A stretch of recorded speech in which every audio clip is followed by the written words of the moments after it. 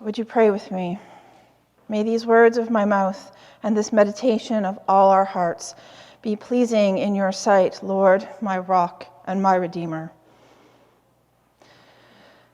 Saying that prayer today before speaking to you all is more important and more significant to me than ever before, because what I'm going to say today could very well go very wrong. And it's very likely to strike a nerve in each one of us. And moreover, in sharing some insights from my family, I'm allowing myself to be vulnerable with you, my brothers and sisters. And that's a risk. So I ask for your grace. I owe a lot to my grandparents. I was very loved by my mother and father, but they divorced when I was quite young, which meant when I was with either of them, they were on their own, and I got to spend a lot of time with my grandparents as a result. I do not have adequate words to express my gratitude for the privilege of their time. You'll hear about some of the wisdom my mother's parents instilled in me today as we dig deep into the penultimate passage of our series on Jonah, the reluctant prophet. When I was born, I had 8 living grandparents, and now I have just one. My Baba Anna, Baba is what Ukrainian kids call their grandmother, is 91 and currently in hospital. We have included her in our intercessions for the last few Sundays, and I'm thankful for your prayers for her and for my family. Most of what I know about who God is, I have learned from the 8 of them. There is something I know for sure about my Baba. It's that she doesn't think I listen to her. And all that she said and tried to teach me has gone in one ear and out the other. So to all the grandparents listening today, I say this to you and also to her. It gets absorbed, I promise.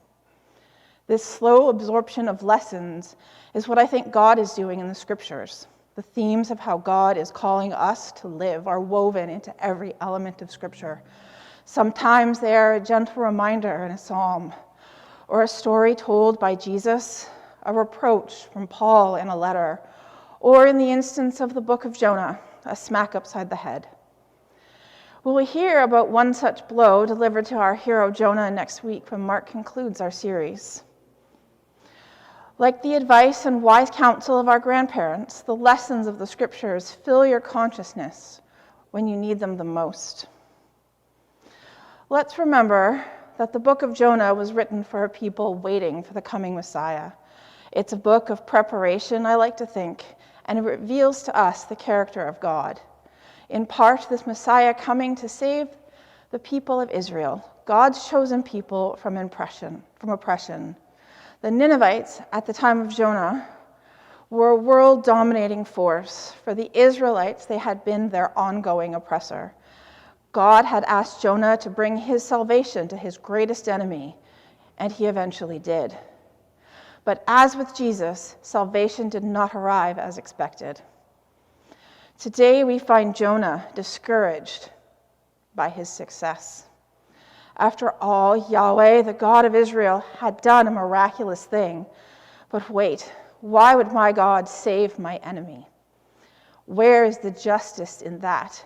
Did not the Torah say in Leviticus, anyone who injures their neighbors is to be injured in the same manner, fracture for fracture, eye for eye, tooth for tooth.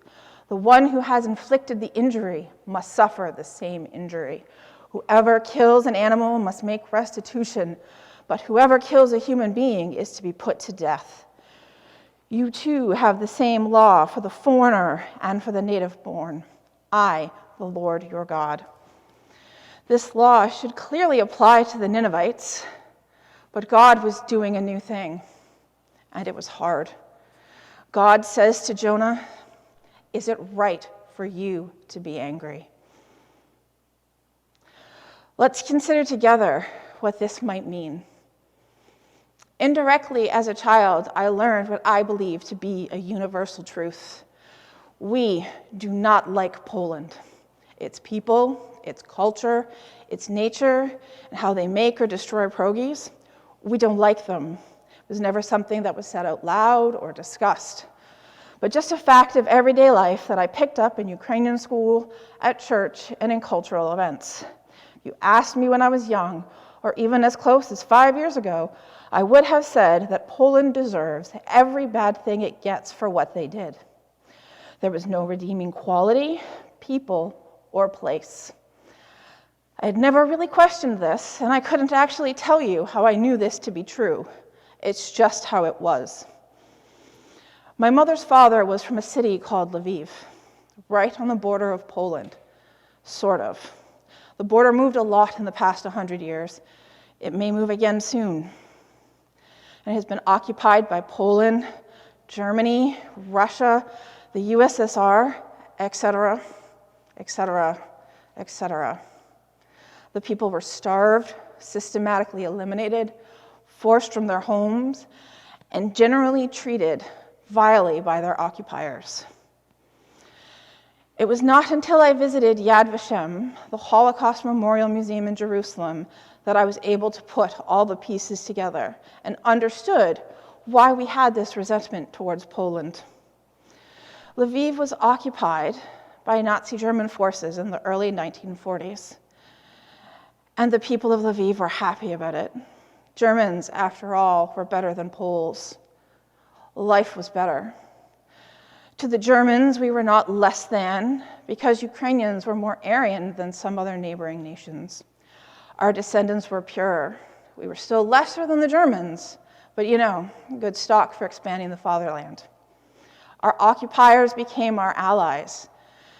And as a reward to the Ukrainian people in Lviv, they were given the privilege to carry out the mass execution of Polish Jews and other undesirable groups of Poles, in part to gain revenge, but mostly to help with Hitler's master plan. Yad Vashem has a whole room about Lviv, but it was called by a different name, so I didn't know where I was. As I journeyed through the exhibit, I was appalled learning about the atrocities that occurred in this unknown town.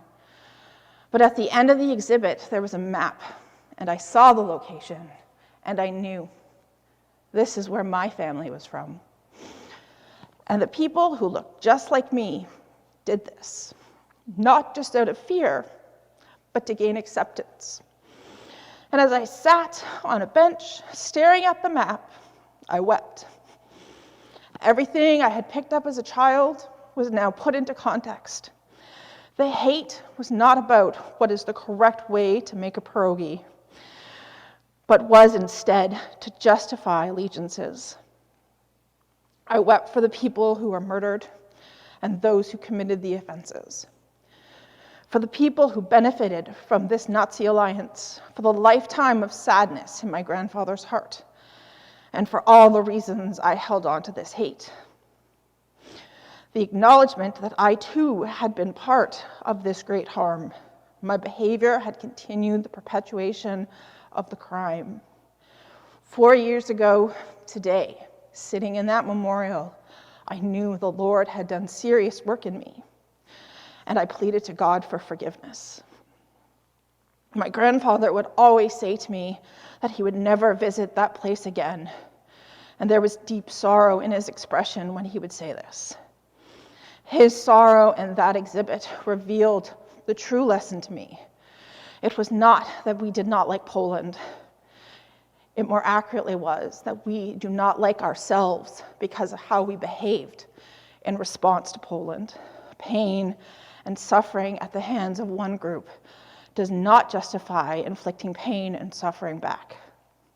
Them being worse than us somehow sanctifies our behavior. But God says, is it right for you to be angry? Holding this pain, this hatred, means we do not need to look at ourselves, and that this is what God is asking of Jonah and to each one of us. What resentments do we hold on to justify our cultural beliefs? What people or place would it be easy for us to write off? Grace and forgiveness are God's gift to everyone who repents and seeks it, given freely with the love of a father. It is not a privilege we are entitled to withhold. What I had in my cultural feelings towards Poland and what Jonah held about the Ninevites was addressed head-on by celebrated Christian author C.S. Lewis. Lewis said the problem with patriotism is this: if our country's cause is the cause of God, wars must be wars of annihilation. This is what happens when a false transcendence is given to things which are very much of this world. Jonah's love for his people and his patriotism, which were good things, had turned sour. His love of his people had become bigotry. And now, without the hope that Israel would win this international power struggle, his life had lost all meaning. As long as serving God fit into the goals of Israel, he was fine with God.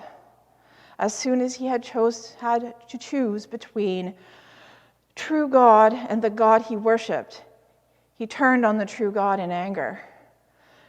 Jonah's particular national identity was more foundational to his self-worth than his role as servant of God of all nations.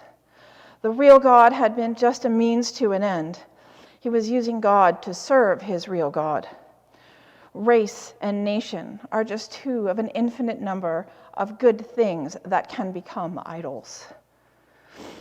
The second part of what we can learn from our passage is a lesson my Baba has always tried to pass on to me. You need to forgive. Do not hold a grudge. Every time she makes this request, she's preaching the good news of Jesus Christ. And every time she says this, it burns. It burns deep inside me.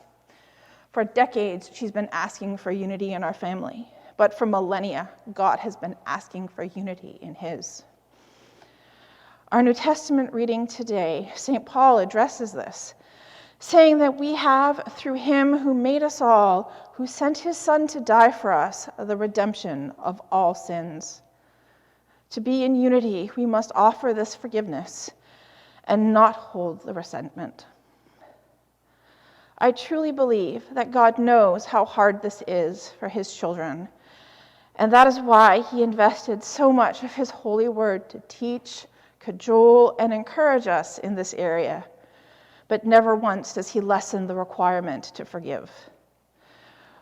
Mark explained last week something about spiritual gifts, that we all have them and that they vary, but they all work together to form his church. What is different about forgiveness, though, is that it isn't something that individuals are called to, but yet an expectation that is required of each one of us. It is essential to what it means to be a follower of Jesus. It is a call and vocation given to each Christian, one that must not be ignored, one we are all required to accept.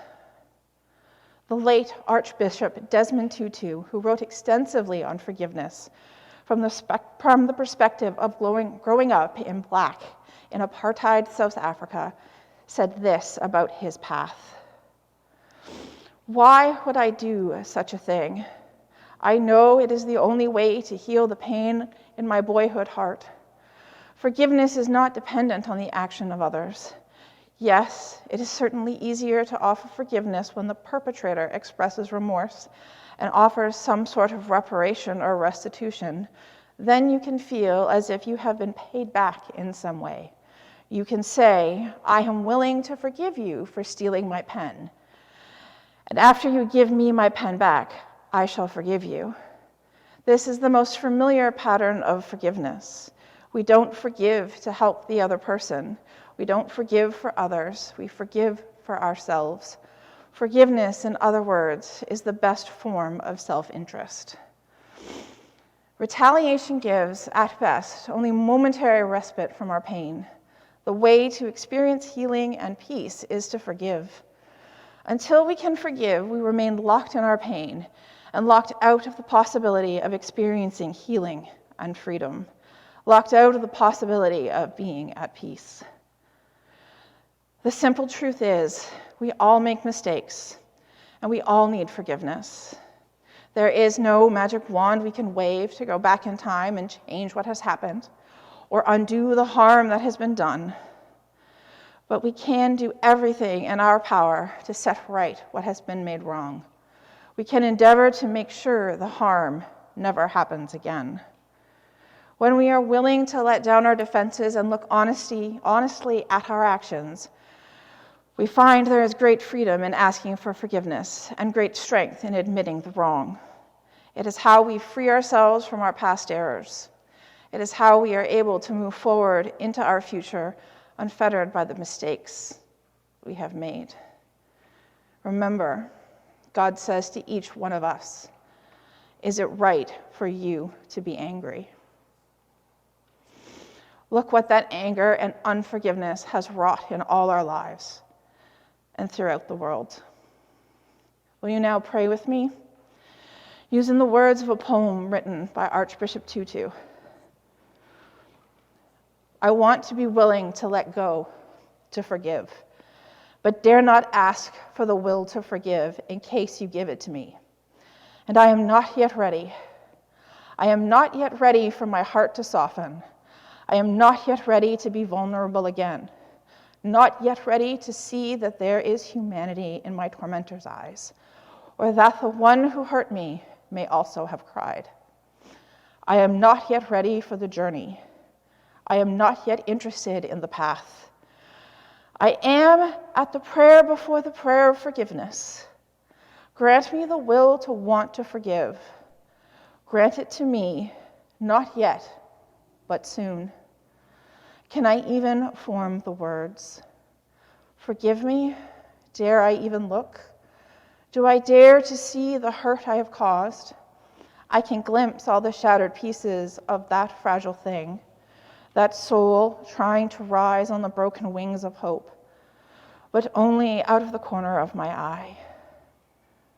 I am afraid of it. And if I am afraid to see, how can I not be afraid to say, "Forgive me"? Is there a place where we can meet, you and me? The place in the middle where we straddle the lines, where you are right and I am right too, and both of us are wrong and wronged. Can we meet there? And look for the place where the path begins, the path that ends when we forgive. Amen.